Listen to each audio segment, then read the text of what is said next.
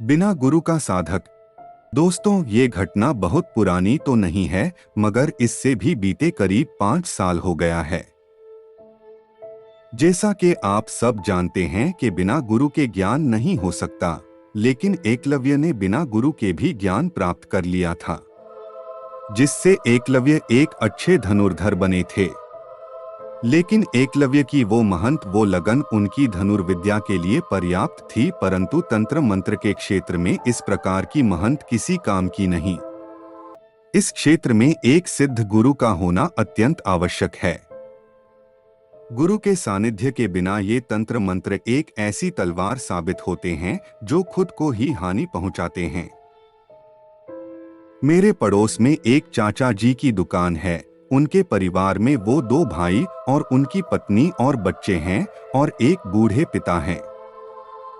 उन्हें सब छोटे चाचा जी कहा करते हैं और उनके पिताजी जो कभी कभी दुकान पर आते हैं, उनका भी सब बहुत सम्मान करते हैं। ये छोटे चाचा तो अपनी दुकान से ही अपनी रोजी रोटी चलाते हैं और इनके बड़े भाई एक फैक्ट्री में अच्छी पोस्ट पर कार्यरत हैं।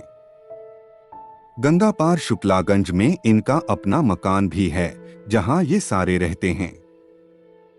इनकी जिंदगी सामान्य रूप से चल रही थी, मगर अगस्त के महीने में आने वाली नाग पंचमी ने चाचा जी के बड़े भाई की जिंदगी बदल दी। नाग पंचमी का दिन था। वैसे तो उन्हें मंदिर आना जाना ज्यादा अच्छा नहीं लगता था, मगर उस दिन न जाने क्या सूझी के वो माल रोड स्थित खैरेप्ती मंदिर अपने एक मित्र के साथ चले गए।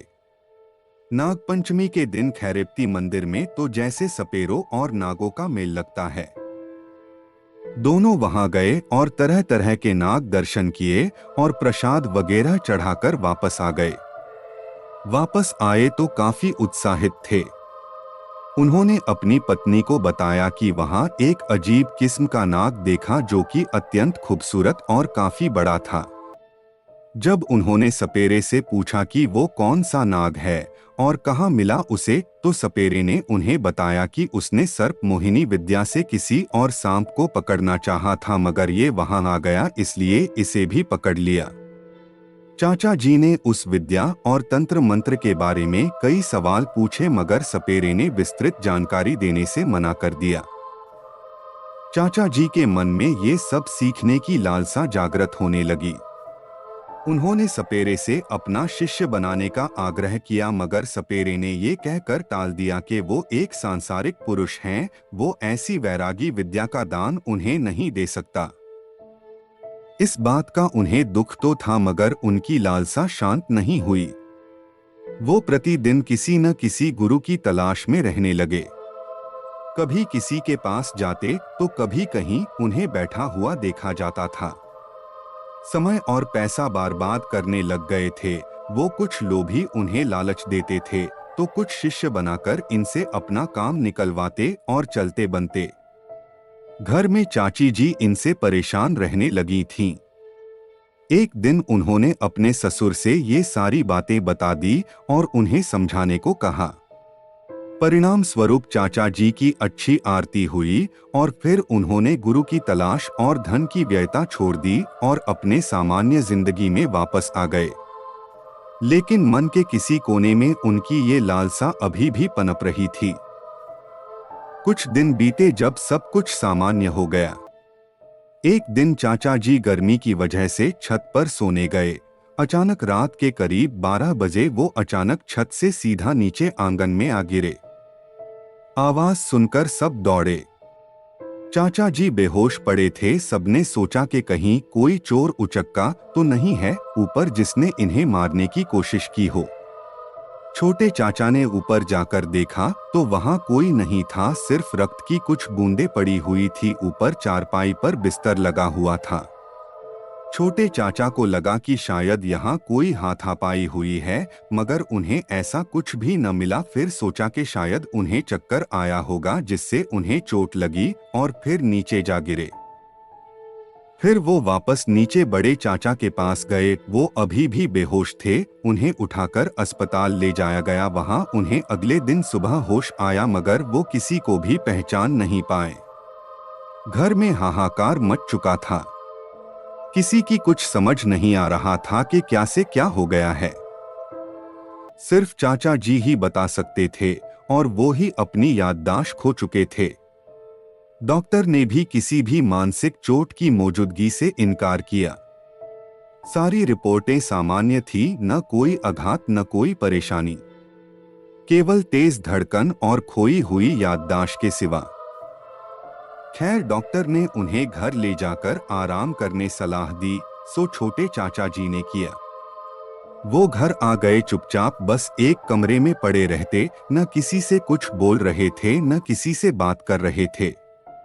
दिन भर तो उन्होंने आराम किया, मगर जैसे ही रात के 12 बजे वो अचानक चिल्ला पड़े, माफ कर दो, दोबारा नहीं होगा। हे बाबा माफ कर दो। अब छोटे चाचा और उनके पिताजी जान सांसत में आ गई कि ये क्या हो रहा है। उन्होंने बहुत पूछा कि कौन बाबा, किससे माफी मांग रहे हो, मगर उन्होंने कोई जवाब नहीं दिया और फिर बेहोश हो गए। छोटे चाचा और उनके पिताजी उन्हें वैसा ही सोता छोड़ इस बात के बारे में बात करने लगे और सोचने लगे कि क्या किया जाए। उन्हें कोई रास्ता नजर नहीं आ रहा था। हाँ, मगर एक बात साफ हो गई थी कि ये कोई ऊपरी चक्कर था, इसलिए अब वैसा ही डॉक्टर ढूंढना था। 1-2 दिन ऐसे ही गुजरे। सारे दिन चाचा जी आराम से रहते और रात को माफी मांगने लगते और इस तरह से चिल्लाते जैसे कोई उन्हें मार रहा हो। तीसरा दिन था। चाचा जी की दुकान पर एक साधु आया। बेटा, हम उज्जैन से हरिद्वार की यात्रा पर हैं, अपनी हस्ती के हिसाब से कुछ दान दे दो। अरे बाबा माफ करो यार, मेरी वैसे ही हालत खराब है, आपको क्या दान दूंगा, चाचा जी ने माफी मांगते हुए साधु से कहा। जैसी तुम्हारी इच्छा बेटा, लेकिन एक काम करो, यहाँ गंगा किनारे हमारे गुरुजी ने कुछ दिनों के लिए विश्राम शिविर लगाया है, चाहो तो बड़े भाई को वहां ले आओ, ठीक हो जाएगा, साधु ने शांत भाव से कहा। चाचा जी की आंखें चौड़ी हो गई। फिर सोचा शायद आप पास किसी ने बताया होगा और फिर कुछ पैसे निकाल बाबा के पात्र में डालने लगे, मगर बाबा ने अपना पात्र हटा लिया और कहा, नहीं बेटा, हम तो वैरागी लोग हैं, हमें सिर्फ थोड़ा सा अनाज दे दो। चाचा जी ने कुछ चावल बिना तोले एक थैली डालकर दे दिए। वो साधु आशीर्वाद देता हुए चला गया। फिर चाचा जी ने अपने घर पिताजी को फोन किया और सारी बात बताई। उन्हें तो जैसे उम्मीद की एक रोशनी दिखाई दी। चाचा जी शाम से पहले ही अपनी दुकान बंद करके घर पहुंचे और फिर दान के लिए कुछ वस्तुएं ली, कुछ फल और थोड़ा अनाज। फिर वो दोनों बड़े चाचा जी को लेकर उसी विश्राम शिविर में पहुंच गए। चाचा जी को वो साधु वहीं मिले और फिर चाचा जी को बैठाया। पानी वगैरह से ठीक उसी तरह सेवा की गई जैसा कि भारत की संस्कृति में मेहमानों को भगवान मानकर की जाती रही है।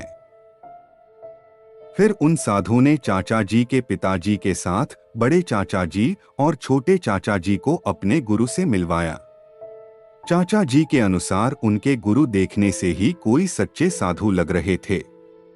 पर्वत जैसी जटा, चमकता ललाट, मुख पर तेज, वाणी में सौम्यता और अतिथि के प्रति उतना ही सत्कार। वो चाचा जी लोग के सामने ऊंचे स्थान से उतरकर उन्हीं के बराबर में जमीन पर बैठ गए और खैरियत वगैरह पूछी। चाचा जी ने सारा वृतांत उन्हें सुना दिया। सब कुछ अच्छी तरह सुनने के बाद उन्होंने चाचा जी के पिताजी से कहा, जो कुछ ये हुआ ये तो नादानी से हुआ है। आप बस इतना कीजिएगा कि आज तो शनिवार है, सोमवार को सेतु पुल के नीचे एक दिया, एक जोड़ी खड़ाऊ, एक लंगोट, एक चिलम और कुछ फूल और सफेद बर्फी लेकर चढ़ा देना और माफी मांगते हुए कहना कि महाराज ये तो एक नासमझ बालक है, इससे जो भी गलती हुई है क्षमा कर दीजिए और अपना भोग लेकर हम पर कृपा कीजिए। ऐसा ये दोबारा नहीं करेगा और ये काम सिर्फ आप करना, अपने लड़के को मत भेजना, ठीक है? और कोई कितनी भी आवाज दे पीछे मुड़कर मत देखना, न आते वक्त ना जाते वक्त। बाबा, आपकी बात समझ तो आ गई, मगर ऐसा क्या हुआ है इसके साथ? इससे इसी कौन सी गलती हो गई? चाचा जी के पिता ने हाथ जोड़कर साधु महाराज से पूछा।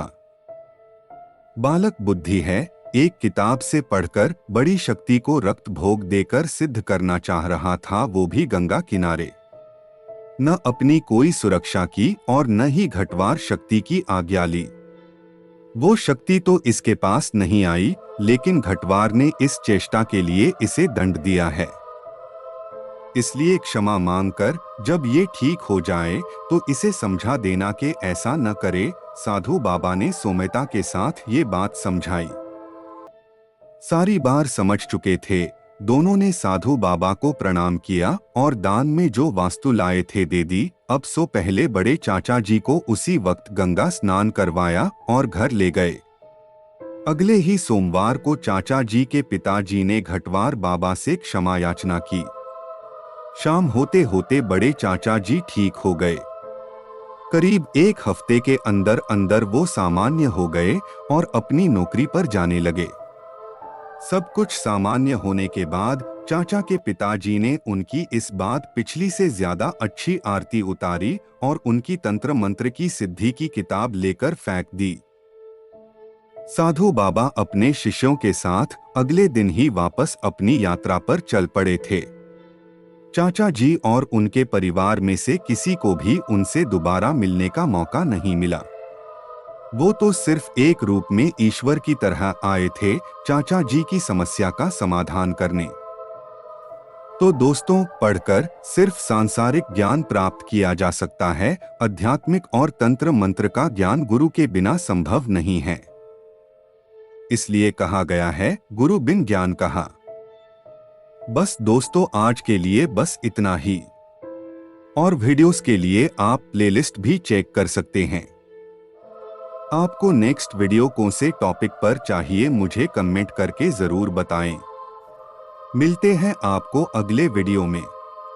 तब तक के लिए सुरक्षित रहे, सतर्क रहे।